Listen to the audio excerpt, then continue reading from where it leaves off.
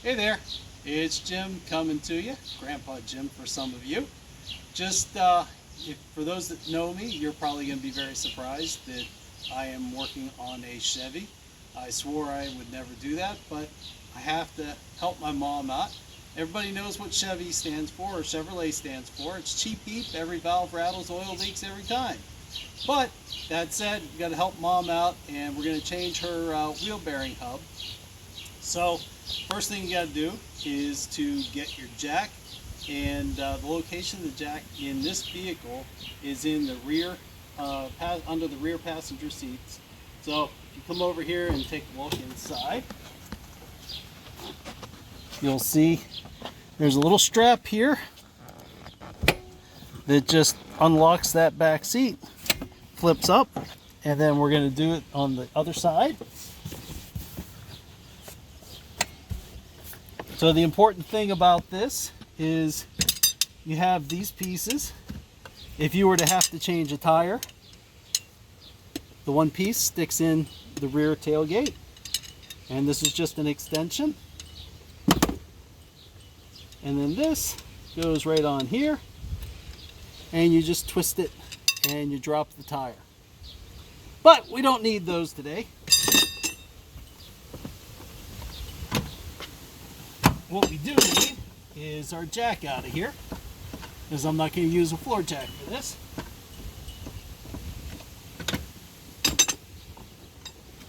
And that's all I did.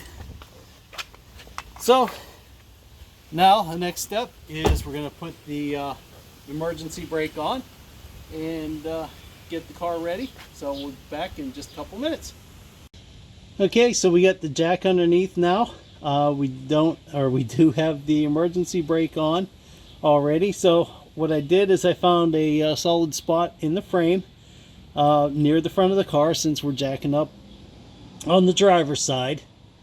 So all I'm going to do is do it hand tight right now, just to make sure I got a good start on it.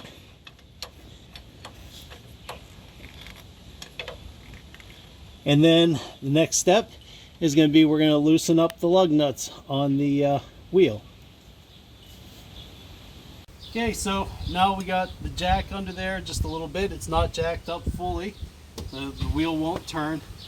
Now this has 6 lug nuts on it, and it is a lot easier to get off. You can do it just with a little crank. And all we're going to do is we're going to loosen all 6 of them. And once they're all loosened, then we're going to jack the vehicle up the rest of the way and take off the wheel, and then we'll get into the guts here. Okay, and one thing I didn't mention, but you should always have jack stands. You want to be safe when you're working under your vehicle, especially if you're taking off one of the wheels. So I have the jack stand down on the control arm. Just that's the best place I could get it to have a secure landing there. So now I get the jack stand there, the jack is up, and the wheel is able to turn. So now we're going to take the wheel off, take off the 6 lugs.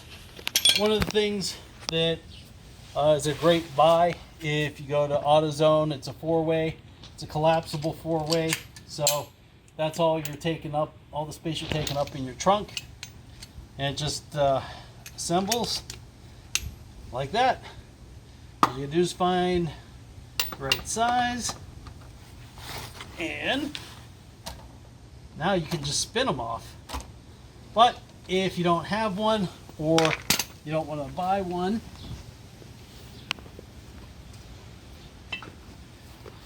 you have this with your jack tool, and you can get them off this way until they're finger tight, and then take them off by hand, which tends to take a little bit longer. So, and we'll come back in a few minutes and then we'll get into the guts now. Okay, so we're ready to go now. What I have is a 24-inch breaker bar.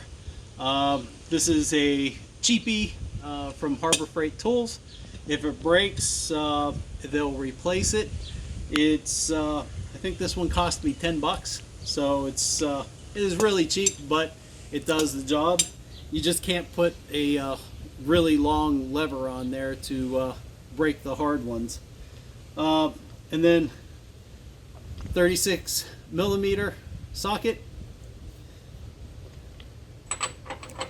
and we put that on and see if we break it. One of the things I didn't show you first is that to stop this from turning, I just stuck the wrench down in the rotor, and hopefully it doesn't seem like it's going to be really tight, but hopefully I'll be able to just break it real easily. If not, I may need a little bit of extra leverage on here. Oh, there we go. Easy as that.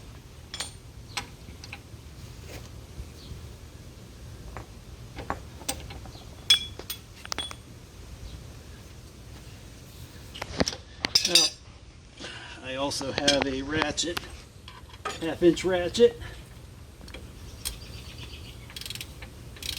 so it gets to hand tight.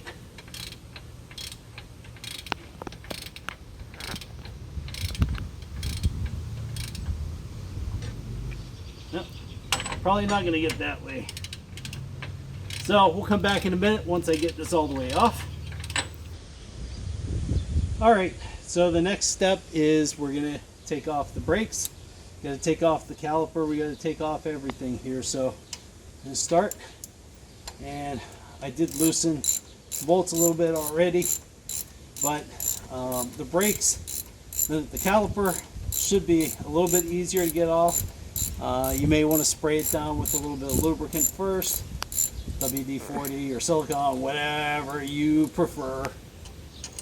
So we got that off, and get the other one.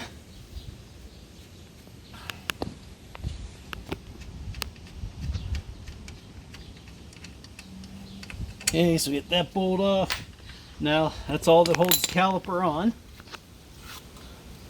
All we're going to do is take that off, set it back here, rest it so it's not resting on the hose or being supported by the hose, because you don't want to have that happen. So you can see these are your brake pads. So now's a great time to check, see if you got enough brake pad left, and you can see on these we should be good until at least till the next inspection with the amount of driving that she does on this. The next thing I need to do is get either an 11/16 or 18 millimeter. So I'm just using an 11/16. Helps if I have the right wrench.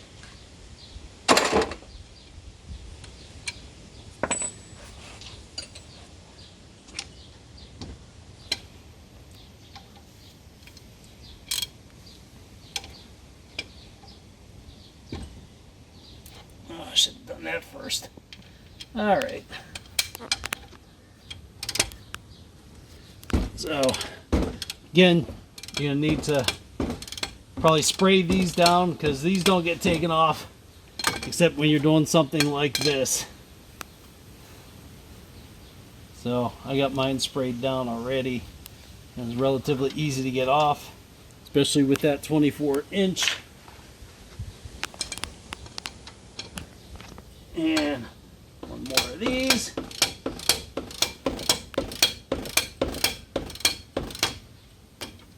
if I can get it by hand now.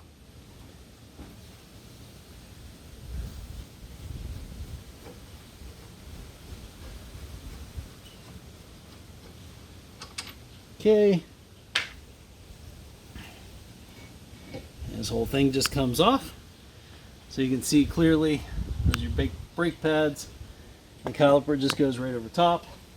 And this is your rotor. Rotor looks like it's in pretty good shape here. It's not really worn down. we'll spray it down later on. So now we have just our bearing assembly here and our shield. So we'll be back in a couple of minutes and get things loosened up and see what's next. Okay, so now we got the nut off. Now there's 3 bolts that hold this on here. So it's a 18mm socket, or you can use a 11/16. You're gonna have to tap that on. So you're gonna need a breaker bar most likely, because these don't get taken off very often. So there's 3 of them. There's one right here, one right there, and then one over here forming a triangle. And you can see that on the new one. So those are the 3. So we're gonna get those bolts off, and then we're gonna disconnect the wire. So I'll be back in a sec. All right, so we got the bolts loosened. Now we're gonna get in here, take a look at the cable. We're gonna follow the cable up for our ABS. So we're gonna loosen this. And there's another clip on the other side here. And this one just pops off. And we have one last clip up above. Actually, I take it back. I'll put more clips here. So we'll get these off and then come back and put everything back together again. Okay, now we got the pigtail off. Now it's just the new one's just gonna go back in and clip in and then reattach there. And now we can take the hub assembly off, hopefully. Last one came off very easily.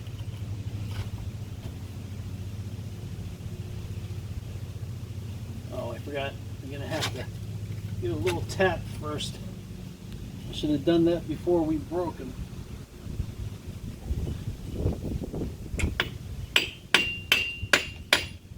There we go. And away we go. The shield is pretty well rusted on this one, but we'll put it back on. And until this thing's pretty well shot. Probably can't pick it up on the phone, but it is pretty loud here. So I'm going to take the shield off. That's this piece here. And then reassemble it. So we'll be back in a couple seconds. Alright, so we got the shield off, and now we got the new piece, the new wheel hub. So you can tell how to put the shield on, because there's a hole for your pigtail. So we're going to go ahead and stick this up in here, guide it in.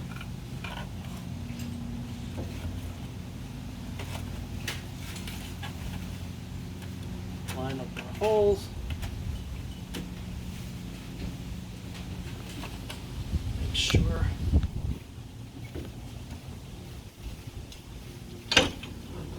good spot here.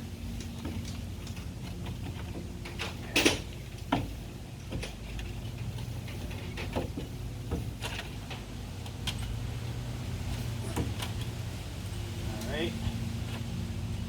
Now we can get our bolts.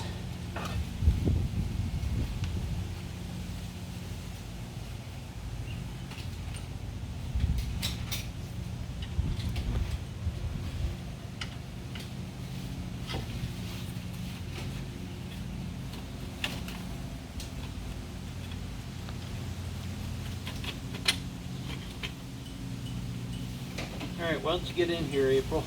We can see this. So, get the bolt lined up.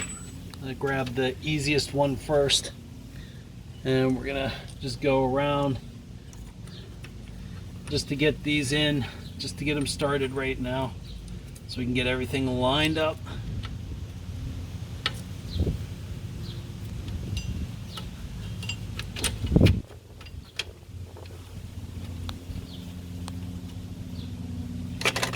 Okay, and we got one left.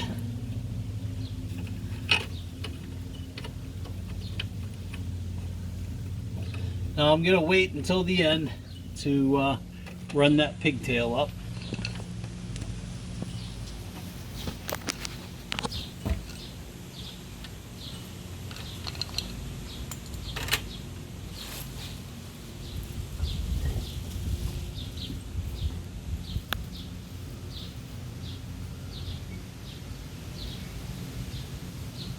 Alright, so we're all lined up.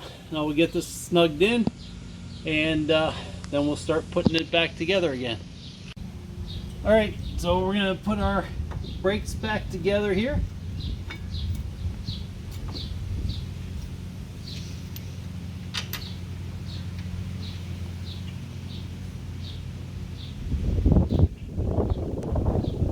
Let's get one bolt started. The other one. Now we're putting this back together right now, so we're able to tighten our nut back down, so we have something to use as leverage.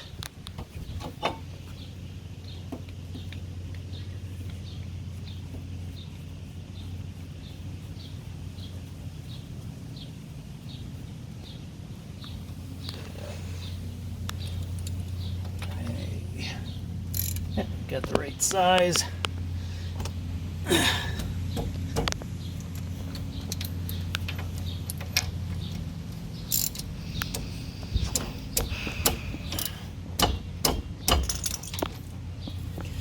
Great. Now we're just going to do the opposite of what we did to start.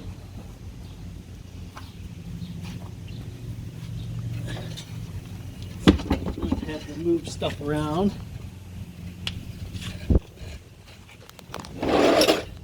All right. So now we're going the opposite way. Since we're tightening, we're going to put it on that side.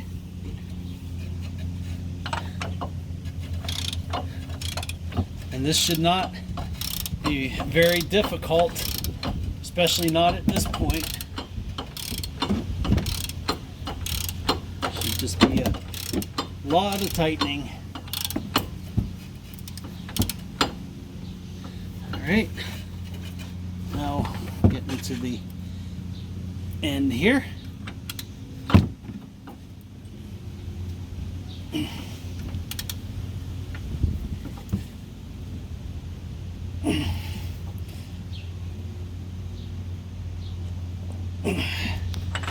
All right, so at that, now we're going to put our calipers back on. Hopefully it didn't spread too much. There we go.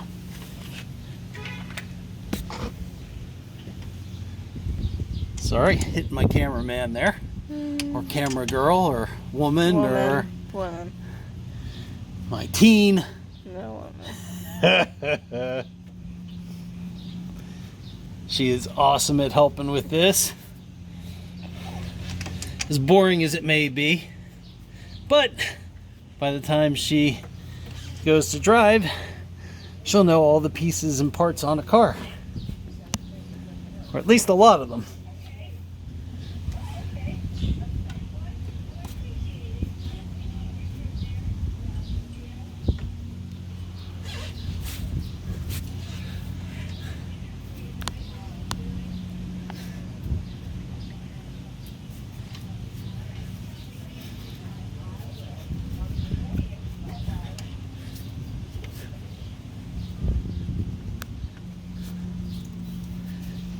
All right, now got that in. That gets a 17, and that's a 17. I guess Grandma's getting a little bit impatient, so we'll try to wrap this up here pretty quickly.